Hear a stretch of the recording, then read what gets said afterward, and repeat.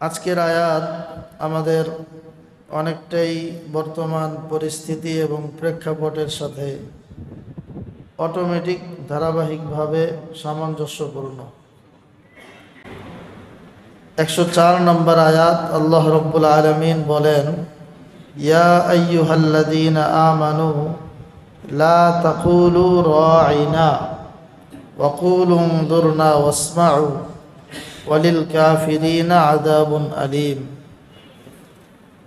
ইয়া আইয়ুহাল্লাযীনা আমানু, হে ঈমানদারগণ, আল্লাহ আমাদেরকে বলছেন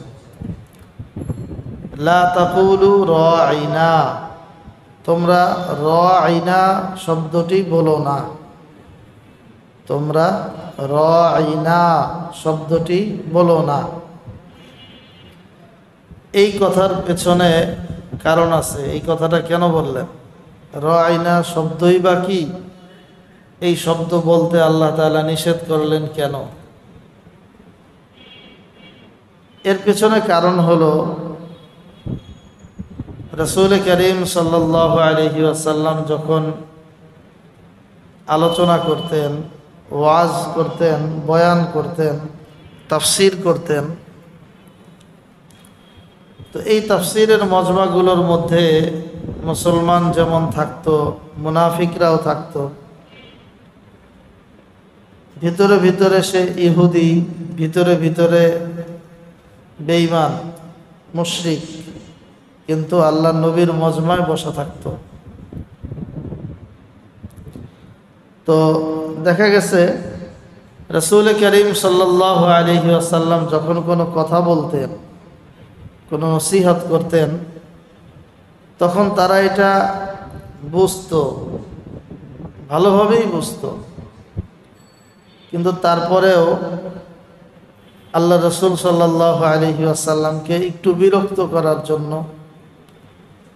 একটু পরিবেশ ভিন্ন রকম করার জন্য তারা কথাবার্তা শুরু করে দিত।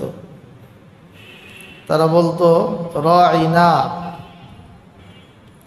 যে আল্লাহর নবী, আপনি আমাদের দিকে একটু লক্ষ্য করেন, আমাদের দিকে তাকান, আমরা যেভাবে বললে বুঝি ওইভাবে বলেন।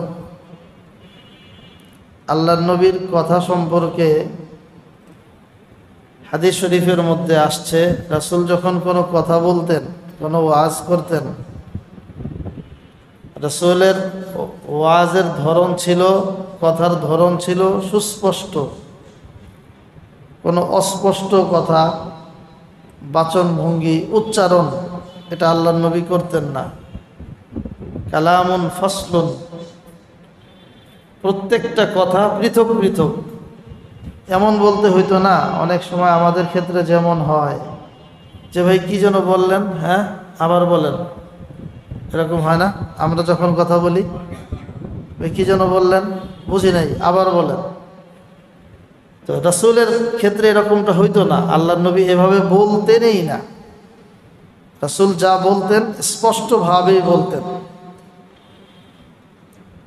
এবং হাদিস শরীফে এটাও আছে, আল্লাহর নবী এক একটা কথা তিনবার বলতেন, যাতে মানুষের বোধগম্য হয়, মানুষ বুঝে।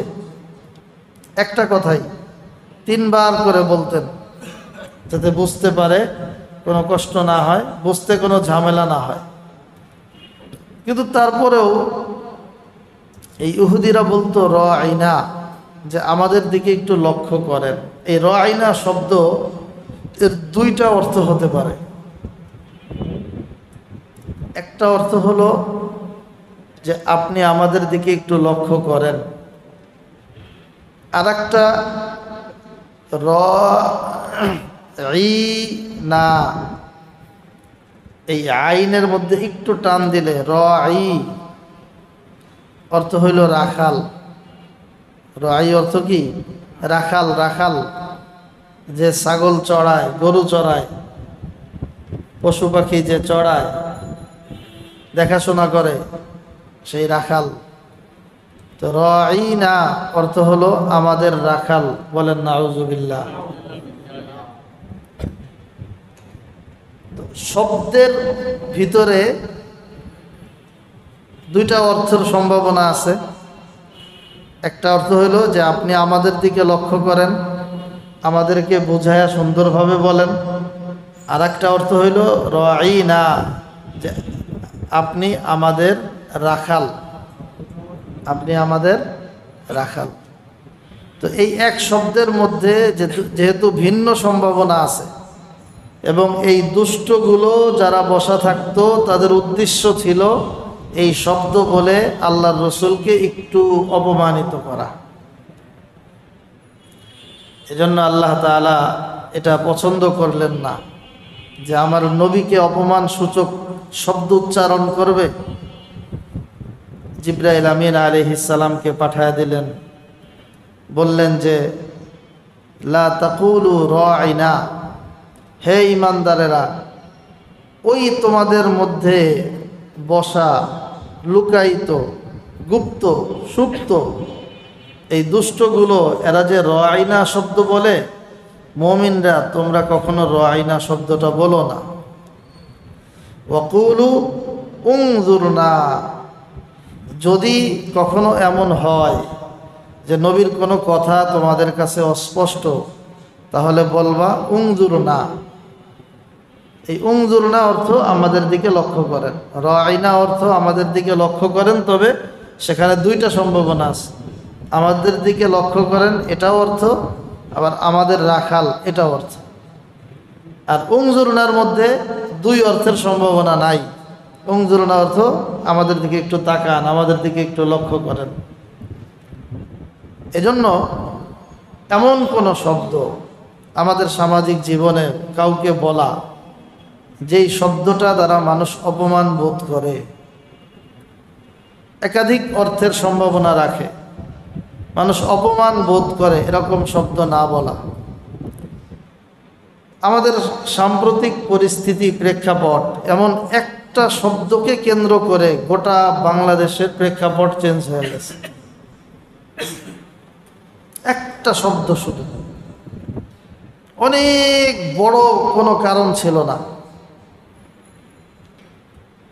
কথা বলতে গিয়ে একটু যে শব্দটা একটু কারো জন্য তিরস্কার বয়ে আনে, ঠিক এই শব্দটারও, যে শব্দটার কারণে এত বিশাল পরিস্থিতি ঘটে গেল, এটারও দুই অর্থ। রাজাকার শব্দ আছে না একটা, দুইটা অর্থ। রাজাকার এটার মূল অর্থ হইল ভলান্টিয়ার, স্বেচ্ছাসেবক। ভলান্টিয়ার, স্বেচ্ছাসেবক। তো আমাদের বাংলাদেশ যখন ইতিপূর্বে আক্রান্ত হয়েছিল, তখন যারা দেশের জন্য, ওই দেশের ভাষা ছিল উর্দু, সেই দেশের জন্য যারা স্বেচ্ছাসেবক হয়ে কাজ করেছিলেন দেশের কল্যাণে, তাদেরকে রাজাকার বলে উর্দু শব্দে। এটাই যখন দেশ স্বাধীন হলো, বাংলায় এটাকে ভিন্নভাবে রূপ দেওয়া হলো যে এরা, এই শব্দ ধারণকারীরা যদিও তখন দেশের পক্ষে, কিন্তু স্বাধীন হওয়ার পরে তারা তো দেশের শত্রু। তো এখন যখন এই শব্দটা কেউ বলে, শব্দের অর্থটা কিন্তু খুব ভালো, স্বেচ্ছাসেবক, কিন্তু বলা হয় আমাদের এদেশীয় সংস্কৃতিতে এটাকে একটু তিরস্কার স্বরূপ, এটাকে একটু অপমান ইত্যাদি বোঝানোর জন্য বলা হয়। যদিও এই শব্দ এখনো পৃথিবীতে আছে, এখনো আপনি যাদের উর্দু ভাষা তাদের কাছে যান, তারা তাদের মাতৃভাষায় ভলান্টিয়ার ব্যবহার করতে গিয়ে এই শব্দটাই ব্যবহার করে, রাজাকারই ব্যবহার করে। কিন্তু আমাদের কাছে এটা খারাপ।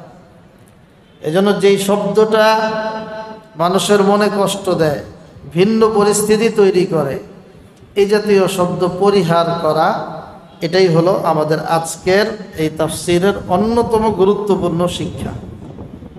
প্রয়োজন নেই এই শব্দ আমাদের বলার, যেটার কারণে পরিস্থিতি ভিন্ন রকম রূপ ধারণ করে।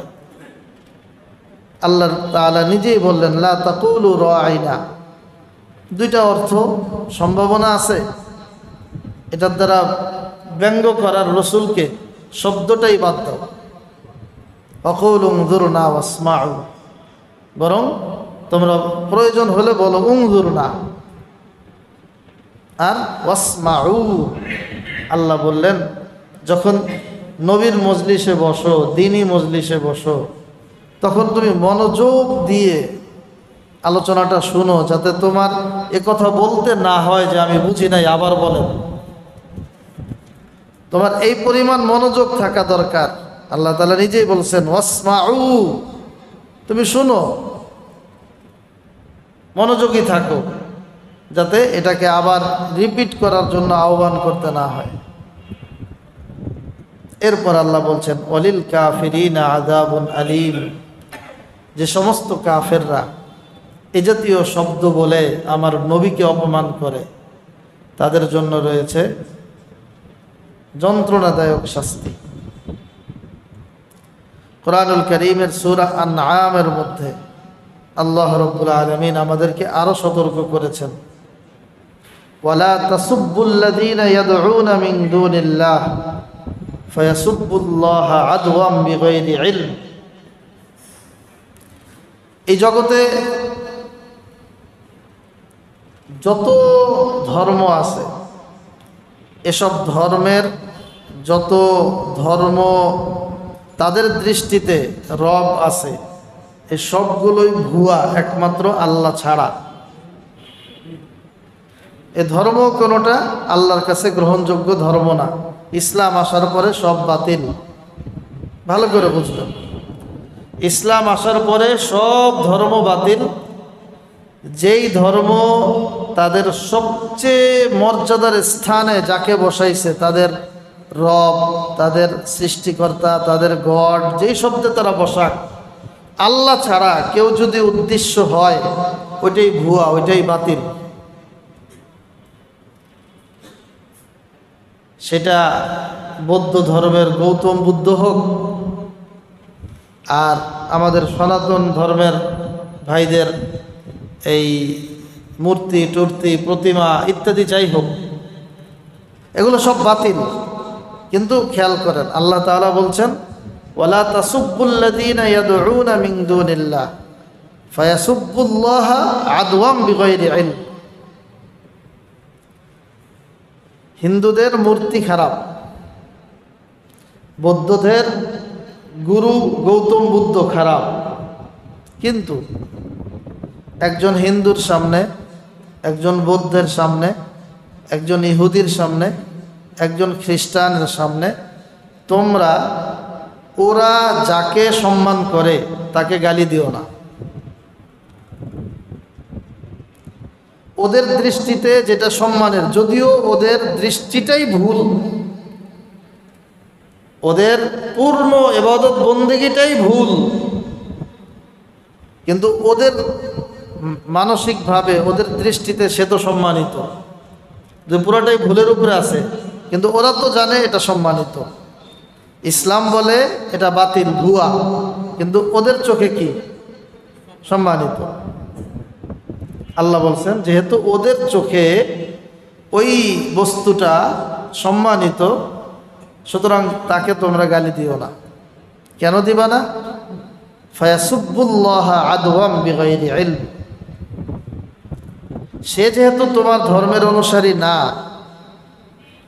তো সে তো যখন দেখবে যে আমার ধর্মগুরুকে গালি দেওয়া হয়েছে, তো সে তোমাকেও, তোমার যে মালিক খালেক, তাকেও মূল্যায়ন না করে তোমার যে রব আল্লাহ, সে আল্লাহকেও গালি দিয়ে বসবে, নাউযুবিল্লাহ। তার মানসিক অবস্থা হবে যে সে যদি আমার প্রভুকে গালি দেয়, আমি তার প্রভুকে গালি দিলাম। আল্লাহ তাআলা বলছেন ফায়াসুব্বুল্লাহা আদওয়াম বিগাইরি ইলম। সে তার ভিতরে যে বিদ্বেষ, ক্ষোভ, এই কারণে তোমার গালির পাল্টা সে গালি দিবে। লাভ কি হবে? তুমি তো গালি দিছো একটা বাতিল জিনিসকে, যার কোনো অস্তিত্বই নাই, কিন্তু সে যেটা দিল এটা তো আল্লাহকে দিয়ে ফেললো। আল্লাহকে গালি দেওয়ার কারণ তুমি, আল্লাহকে গালি দেওয়ার কারণ কে? যে তাদের মূর্তি, তাদের যেই সম্মানিত জিনিস, ওটাকে যে গালি দিল, এজন্য আল্লাহ তাআলা নিষেধ করছেন, উদউ ইলা সাবিলি রাব্বিকা বিল হিকমা ওয়াল মাউইজাতিল হাসানা। ওদেরকে দাওয়াত দাও, ওদের মূর্তির অসারতার কথা বলো, এটা হিকমতের মাধ্যমে, দাওয়াতের মাধ্যমে, উত্তম উপদেশের মাধ্যমে। কিন্তু তুমি ডাইরেক্ট গালিগালাজ করলে ওরা আল্লাহকে গালি দিয়ে বসবে, আর তুমি গুনাহগার হইবা, কারণ তোমার কারণে আল্লাহ তাআলা গালি খাইলেন। নাউজুবিল্লাহ।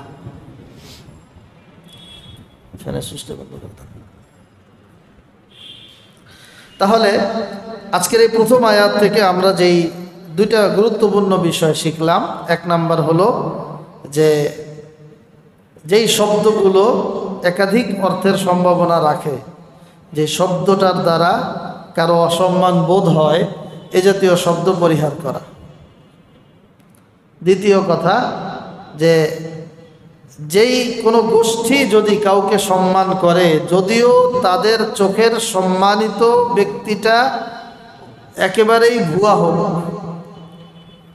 সেই তাদের চোখের সম্মানিত ব্যক্তিকে গালিগালাজ না করা, এতে করে তারা না বুঝে আমাদের রবকে, প্রভুকে গালি দিতে পারে। তখন আমি নিজে আমাদের আল্লাহকে গালি দেওয়ার কারণ হয়ে যেতে পারি। দেখেন, সামাজিক জীবনে চলতে বা আমাদের জীবন চলতে কত সতর্কভাবে আমাদের কথাবার্তা চলাফেরা হওয়া দরকার। কিন্তু আমরা এখন ঢালাওভাবে মুখে যেই শব্দ আসে, যার শানে আসে, যার ক্ষেত্রে আসে, কেউ বড় বড় ভালো মানুষকে গালি দিতেও কুণ্ঠাবোধ করি না। আমাদের সমাজের চোখে যে মানুষটা সবচেয়ে বেশি ভালো, সামান্য কারণ, তুচ্ছ কারণ, আসলে কারণও নাই, আমার একটা ধারণামূলক কারণে তাকে আমি গালি দিয়ে বসি,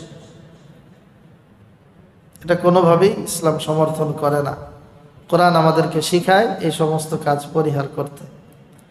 পরের আয়াত আল্লাহ বলেন, মা ইয়াওয়াদ্দুল্লাযীনা কাফারু মিন আহলিল কিতাবি ওয়ালাল মুশরিকিন আন ইউনাজ্জালা আলাইকুম মিন খায়রিম মির রাব্বিকুম। আল্লাহ বলেন, যারা কাফের, তারা আহলে কিতাব হোক আর মুশরিক হোক।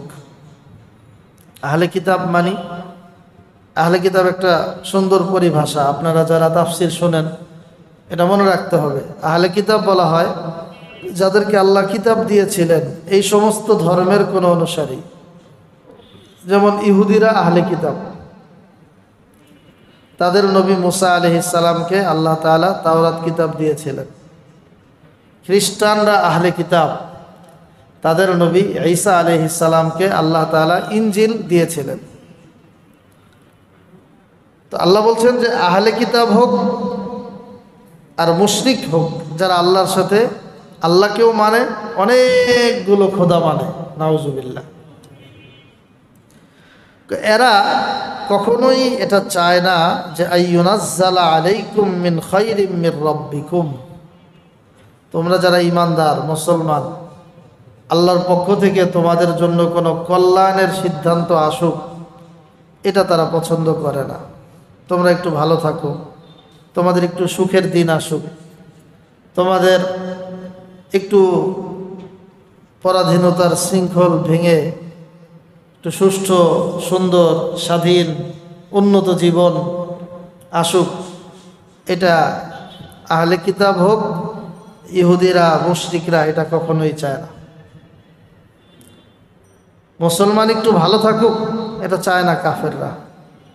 আল্লাহ বলছেন, মা ইয়াওয়াদ্দুল্লাযীনা কাফারু মিন আহলিল কিতাবি ওয়ালাল মুশরিকিন আইয়ুনাজ্জালা আলাইকুম মির রাব্বিকুম, যে আল্লাহর পক্ষ থেকে কোনো কল্যাণ আসুক এটা তারা চায় না। আল্লাহ বলেন, ওরা চাক আর না চাক, আল্লাহু ইখতাসসু বিরহমাতিহি মান ইয়াশা, আল্লাহ যাকে চান তাকে তার বিশেষ রহমত দিয়ে আল্লাহ তাকে বিশেষায়িত করেন। আল্লাহই আমাদের মঙ্গলের ফয়সালা করেন। আল্লাহ তাআলাই আমাদেরকে তার খাস রহমত দিয়া মাঝে মাঝে বিপদ আপদ বালা মুসিবত হতাশা অস্থিরতা এগুলো থেকে আল্লাহ তাআলা আমাদেরকে হেফাজত করেন। এজন্য মনে রাখতে হবে বাহ্যিকভাবে আহলে কিতাব, ইহুদি, খ্রিস্টান, মুশরিক এরা আমাদেরকে মাঝে মাঝে স্বল্প সময়ের জন্য কখনো কখনো মোহাব্বত সম্পর্ক হতে পারে আমাদের সাথে, কিন্তু তারা দিল থেকে আমাদের ভালো চায় না। তারা কখনোই, কে বলছেন? আল্লাহ তাআলা বলছেন, কোরআনের কথা। এই কথার মধ্যে কোনো ভুল আছে নাকি? এটা আমাদের মনে প্রাণে বুঝতে হবে যে আমাদের ভালাই তারা চায় না। আমার ব্যক্তি জীবনের ভালাইও চায় না, আমার সামাজিক জীবনের ভালাইও চায় না, আমার জাতীয় জীবনের সামগ্রিক জীবনের কল্যাণ মঙ্গল এটাও তারা চায় না। আল্লাহ তাআলা যদি আমার জন্য চান, আল্লাহ বলেন আল্লাহু ইয়াখতাসসু বিরহমাতিহি মান ইয়াশা। আল্লাহ যখন যার জন্য ভালাই চান, আল্লাহ ওরা চাক আর না চাক, আল্লাহ তার জন্য ভালাইয়ের ফয়সালা করে দেন। আল্লাহু যুল ফাদলিল আযীম। আল্লাহ তাআলা অনেক বড় দয়াবান, অনুগ্রহকারী।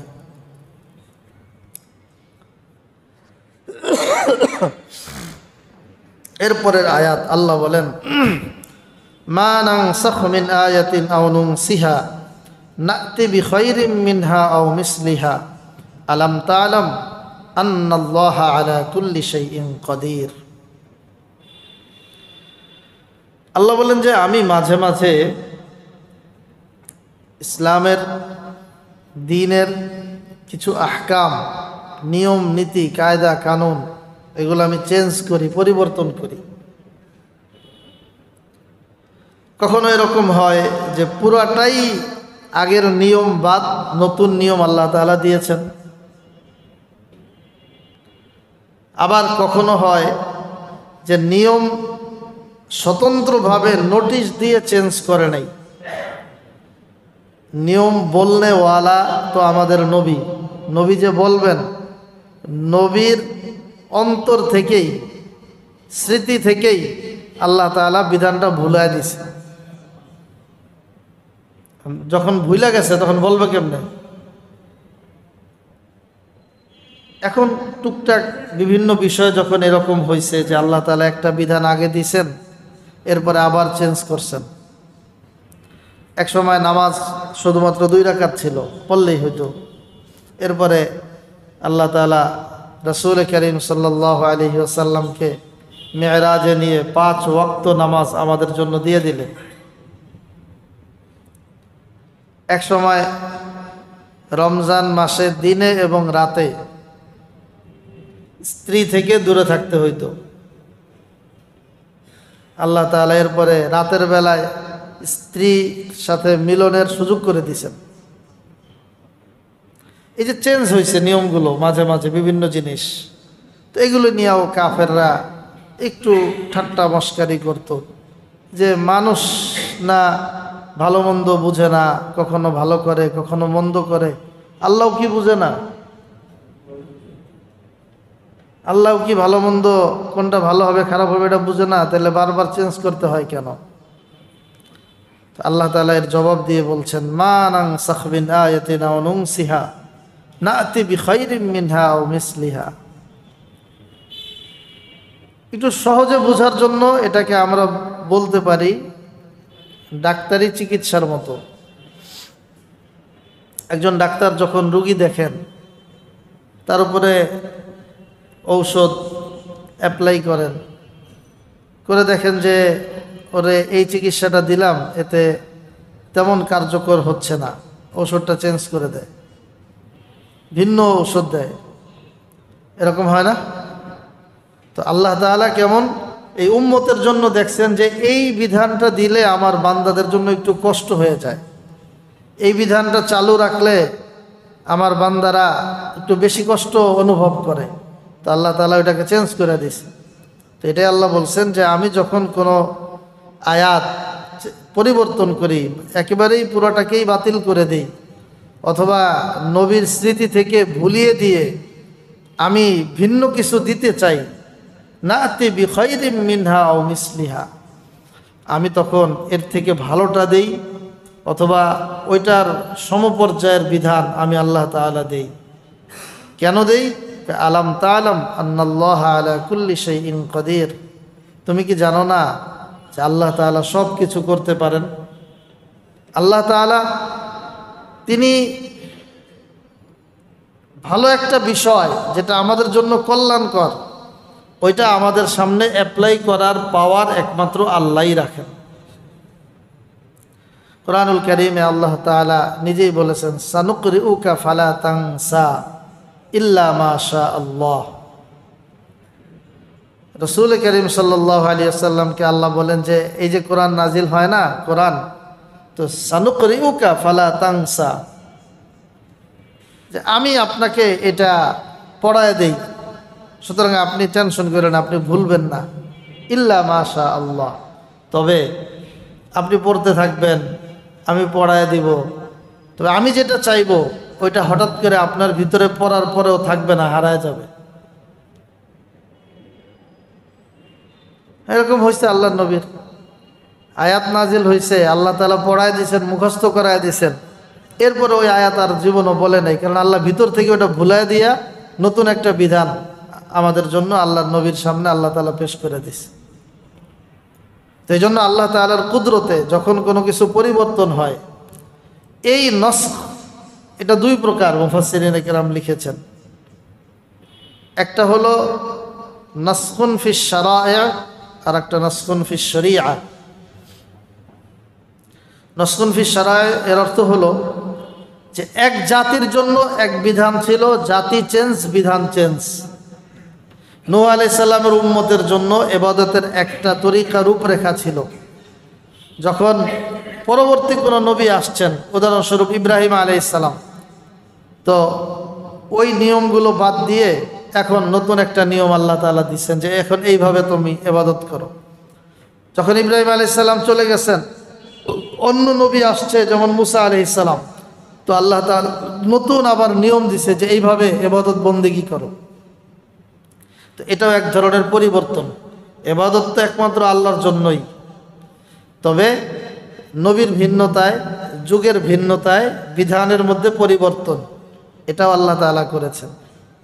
আবার দেখা গেল যে নবীর ভিন্নতা, বিধানের ভিন্নতা, ওইটা তো এক প্রকার। আরেকটা হলো যে আমাদের ইসলাম ধর্মের মধ্যেই, যেটা একটু আগে বললাম, আগে একরকম ছিল, পরে আল্লাহ তাআলা আরো সহজ করে দিছে। আগে এই বিধানটা ছিল, পরে ওই বিধানটাকে আরো হালকা করে দিছেন, ভিন্ন রকম বিধান দিছেন। এরকম অনেক মাসআলা, অনেক বিধান কোরআনুল কারীমে, ইসলামে, হাদিস শরীফে পাওয়া যায়। এজন্য মুসলমান হিসাবে যখনই আল্লাহ তাআলার কোনো আইন, বিধান আমাদের সামনে আসবে, যখন এটা সত্যের মানদণ্ডে উন্নীত হবে, তখন এটা মানা আমাদের সকলের জন্য দায়িত্ব এবং কর্তব্য। আলাম তা'লাম আন্নাল্লাহা লাহু মুলকুস সামাওয়াতি ওয়াল আরদ ওয়া মা লাকুম মিন দুনিল্লাহি মিন ওয়ালিয়্যিন ওয়ালা নাসীর। আল্লাহ বলছেন যে এই পাওয়ার তো আমারই, আমি চাইলে চেঞ্জ করতে পারি। কেন? যে তুমি কি জানো না আসমান সমূহ এবং জমিন সমূহের রাজত্ব একমাত্র আল্লাহর। ওয়া মা লাকুম মিন দুনিল্লাহি মিন ওয়ালিয়্যিন ওয়ালা নাসীর, আল্লাহ ব্যতীত তোমাদের কারো জন্যই কোনো বন্ধুও নেই, কোনো সাহায্যকারীও নেই। এরপর আল্লাহ তাআলা আরেকটা বিষয় কাফেরদেরকে লক্ষ্য করে বলছেন যে আম তুরিদুনা আন তাসআলু রাসূলাকুম কামা সুইলা মূসা মিন ক্বাবল ওয়া মান ইয়াতাবাদ্দালিল কুফরা বিল ঈমান ফাকাদ দাল্লা সাওয়াআস সাবিল।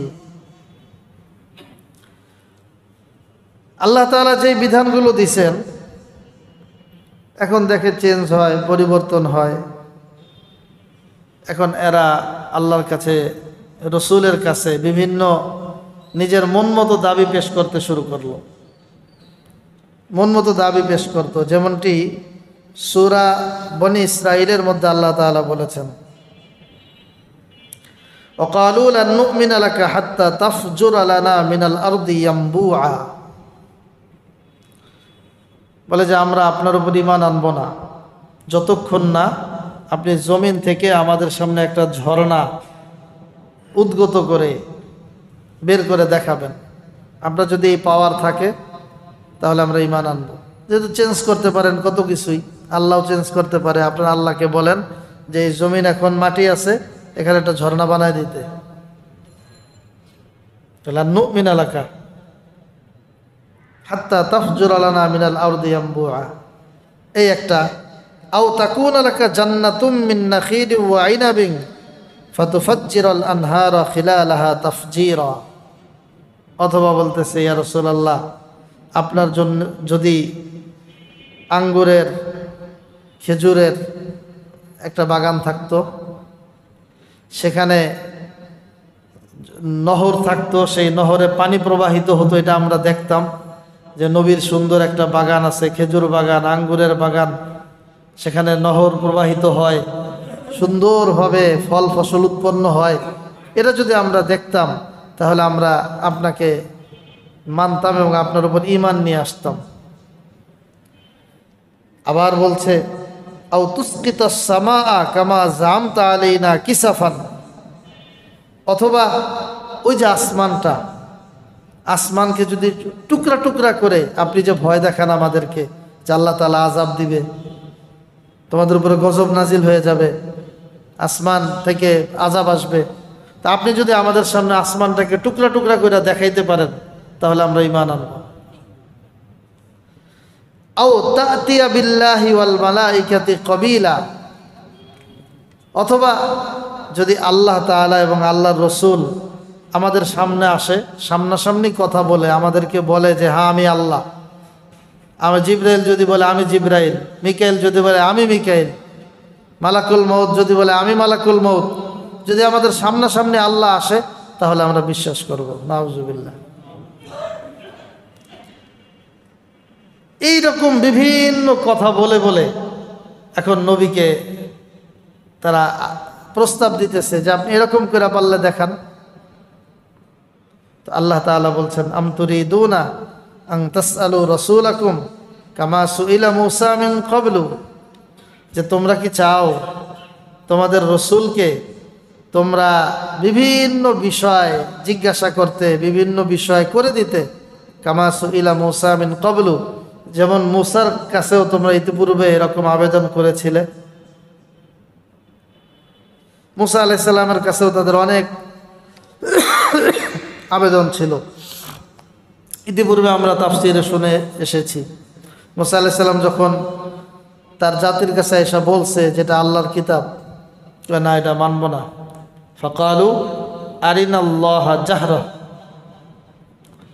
এটা যে আল্লাহর কিতাব, এটা আল্লাহ তাআলা সরাসরি আমাদের সামনে যদি আল্লাহ নিজে আপনাকে দেয় তাহলে আমরা মানব। নাউজুবিল্লাহ।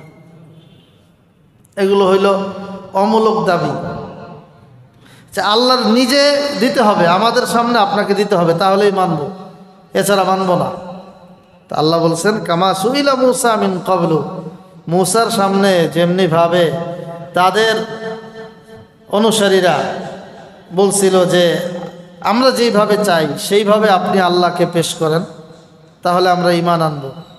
আল্লাহ বলেন ওমাই ইয়াতাবাদ্দালিল কুফরা বিল ঈমান ফাকাদ দাল্লা সাওয়াআস সাবিল, ঈমান এমন হবে যে ঈমানের সাথে তোমাদের আল্লাহ তাআলা যতটুকু দিতে চান, দেখাইতে চান, ওইটাকেই মানতে হবে, এর সাথে বাড়তি কোনো দাবি চলবে না,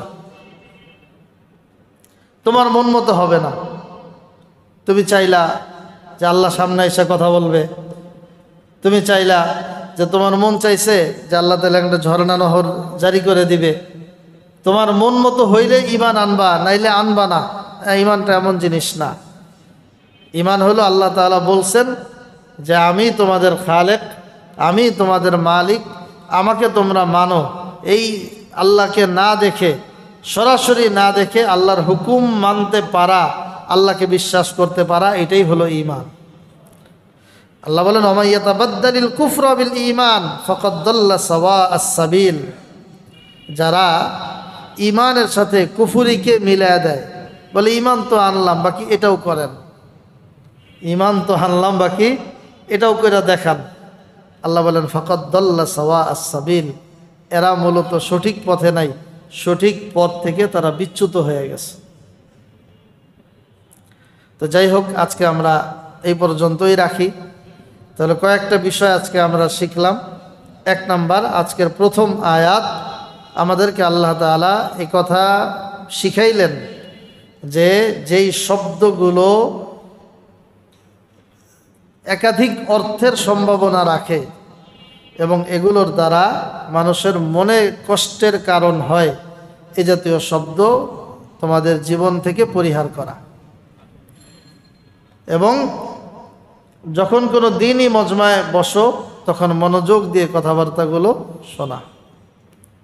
দ্বিতীয় আয়াতে আমরা শিখেছি যে আল্লাহ তাআলা বলছেন যে যত কাফের পৃথিবীতে আছে, আহলে কিতাব হোক মুশরিক হোক, এরা কখনোই মুসলমানদের ভালাই এটা চায় না, এটা তাদের কাছে ভালো লাগে না। তবে আল্লাহ বলছেন ওদের ভালো লাগুক কিংবা না লাগুক, আল্লাহ যখন যার জন্য রহমতের ফয়সালা করেন, ওরা না চাইলেও আল্লাহ তার জন্য রহমতের ফয়সালা করেই দেন। তৃতীয় আয়াতে আজকে আমরা শিখেছি যে আল্লাহ তাআলা মাঝে মাঝে আমাদের সুবিধার্থে, আমাদের কল্যাণের জন্য ইসলামের বিধিবিধানকে, সেই শুরু যুগে, এখন না, ইসলামের বিধিবিধানকে আল্লাহ তাআলা পরিবর্তন করেছেন, একটার জায়গায় আর একটা। তারও আগে এক নবীর যুগে একরকম, আর এক নবীর যুগে আর এক রকম, এগুলো আল্লাহ করেছেন। এই পাওয়ার এটা আল্লাহর আছে, যেহেতু আসমান জমিনের সব কিছুর মালিকই হলেন কে? আল্লাহ তাআলা। এজন্য দিনের কোনো বিষয় যখন আসবে তখন এটাকে কেন হলো, কি কেন হলো না, আল্লাহ আগে এমন কেন করছিলেন, পরে এমন কেন করলেন, এ জাতীয় কোনো প্রশ্ন করা যাবে না। আহকামে শরিয়া, শরীয়তের বিধিবিধানের মূল নীতি, কোরআনুল কারীমের এই আয়াতের আলোকে মূল নীতি হলো পরিবেশ, পরিস্থিতি, প্রেক্ষাপট, ব্যক্তি ইত্যাদির আলোকে মাসআলা পরিবর্তন হয়। ইত্যাদির আলোকে মাসআলা পরিবর্তন হবে। একজন সুস্থ মানুষ আর একজন অসুস্থ মানুষ, দুইজন একই জায়গায় আছে, মাসআলা কি এক হবে? একজন যুবক আর একজন বৃদ্ধ, দুজনের মাসআলা ভিন্ন। হজে গেছেন একজন পুরুষ আর একজন নারী, দুজনের মাসআলা এক না। বিভিন্ন জায়গায় জায়গায় নারীদের জন্য পুরা হজের সফরে, বৃদ্ধদের জন্য, শিশুদের জন্য কিছু এক্সট্রা স্পেশাল ছাড় আছে, যেটা সুস্থ সবল পুরুষের জন্য এই ছাড় নাই। কিছু মাসআলা আছে একান্তই মক্কা শরীফের সাথেই খাস, এটা এই এলাকায় করলে কাজ হবে না। দমে শুকুর আদায় করতে হয়, দম দিতে হয়, ওইটা বাংলাদেশে এসে দিলে কাজ হবে না। এজন্য জায়গা, সময়, পরিবেশ, পরিস্থিতি, প্রেক্ষাপট, ব্যক্তি, এগুলোর ভিন্নতায় মাসআলা পরিবর্তন হবে। এই সহজ কথাগুলো না বুঝলে অনেক সময় মানুষ বলে যে আল্লাহ এক, রসুল এক, ইসলাম এক, কোরআন এক, তাইলে ইসলামের মধ্যে এত দলাদলি কেন, এত গ্রুপিং কেন, এত মাসআলা কেন? ভাই মাসআলা হবেই, মাসআলা হবেই। এটা ব্যক্তির ভিন্নতায় মাসআলা চেঞ্জ হয়, এলাকার ভিন্নতায় মাসআলা চেঞ্জ হয়, ভৌগোলিক অবস্থানের ভিন্নতায় জোহরের আজান ভিন্ন ভিন্ন সময় হয়। আপনি কেমনে মিলাবেন বলেন? গোটা পৃথিবীর ভৌগোলিক অবস্থার সময়ের ভিন্নতায় জোহরের আজান ভিন্ন ভিন্ন সময় হয়। কেউ কি চাইলে সারা পৃথিবীতে জোহরের আজান একসাথে করতে পারবে? ফজরের আজান একসাথে করা সম্ভব? এশার নামাজ যে আমরা পড়লাম, যদি চাই যে মুসলমানদের সারা পৃথিবীর মধ্যে এত বিভক্তি দরকার নাই, আমরা সবাই একসাথে এট এ টাইম সব কাজ করব, ঠিক আমরা বাংলাদেশে যে 9:30টায় এশার নামাজ পড়লাম, সারা পৃথিবীতে একযোগে এই টাইমে নামাজ হবে, এশার নামাজ সম্ভব? আমাদের যখন 9:30 তখন সৌদি আরবে কয়টা? 6:45। 6:45, 6:45 মানে আসরের নামাজ পড়েছেন, মাগরিবের নামাজের ওয়াক্ত হয় নাই, মাঝামাঝি সময়, যেই সময়টা আসরের পরে অন্য কোনো নামাজ পড়া একেবারে মাকরুহ। সৌদি আরবের মানুষ যদি 5:45 এশার নামাজ পড়ে, এশার নামাজ হবে? ওয়াক্তই আসা নেই, তাদের এশা কিসের? তো এই জন্য মানে কিছু দাবি আছে, আমরাও বলে ফেলি যে এটা যদি এমন হইতো না, এটা হবে না, এটা সম্ভব না। এটা আল্লাহ তাআলাই নিজামকে, সারা পৃথিবীকে এইভাবে সাজাইছেন। যদি সব মাসালা একরকম হয়ে যাইত, হজের ক্ষেত্রে আরেকটু ক্লিয়ার করে বুঝায় বলি, যেমন মুজদালিফায় পুরুষরা, নারীরা, শিশুরা সবাই রাত্রি যাপন করবে। পুরুষদের জন্য নিয়ম হলো, যখন ফজরের নামাজ পড়ে সূর্যোদয় হবে, ফজরের পরে নামাজ পড়ে সূর্যোদয় হলে তারপরে পুরুষরা এখান থেকে যাবে। নারীদের জন্য আল্লাহ তাআলা সুযোগ করে দিয়েছেন যে ওই সময় সব পুরুষরা ছুটবে, তোমরা গেলে যদি ভিড় হয়ে যায়, এজন্য তোমাদের ওই ফজর, সূর্যোদয় এই পর্যন্ত থাকা লাগবে না, তোমরা রাত্রেবেলায় মুজদালিফা থেকে মিনার উদ্দেশ্যে রওনা হয়ে যাও। এখন এটা আল্লাহ তাআলাই দিচ্ছেন, এই ছাড় তাদের জন্য। আপনি যদি বলেন যে না একসাথে যাইতে হবে, একসাথে আপনি যুবক মানুষ, পুরুষ মানুষ যাইতে পারবেন, কিন্তু যেই নারী বৃদ্ধা তার জন্য তো অনেক কষ্ট হয়ে যাবে, যেই পুরুষ অনেক বেশি বৃদ্ধ তার জন্য কষ্ট হয়ে যাবে। তো যাই হোক, খোলাসা কথা হলো আল্লাহ তাআলা বিভিন্ন বিধানকে পরিবর্তন করেছেন, সেই আলোকে এখনো বিভিন্ন বিধান পরিবর্তন হবে। এটাকেই পরিপূর্ণ ভক্তি সহকারে যখন নির্ভরযোগ্য মুফতিয়ান একরাম, ওলামা একরামের মাধ্যমে এই বিধানটা আমরা জানব, এটাকে ভক্তি সহকারে মেনে নেওয়া, এটার নামই হলো কোরআন সুন্নাহকে মেনে নেওয়া। এটা নিয়ে ইশকাল করা, প্রশ্ন তোলা, অমান্য করার চেষ্টা করা, এর দ্বারা মূলত প্রকারান্তরে ধীরে ধীরে এই কোরআনের এই আয়াতগুলোরই উপরে প্রশ্ন উত্থাপন করা হয়। চতুর্থ বিষয় আজকের, আল্লাহ তাআলা বলছেন যেই পূর্ববর্তী লোকেরা কোনো একটা বিধান আসলে ওইটাকে মানার ক্ষেত্রে যেমন একটা বাহানা ধরতো, তোমরা এরকম কোনো বাহানা ধরো না। মুসা আলাইহিস সালামের জাতি বলছে কিতাব নিব না, আল্লাহর কাছে আমাদের সামনে আসতে হবে, বিশ্বাস করি না, আমাদের সামনে দিতে হবে।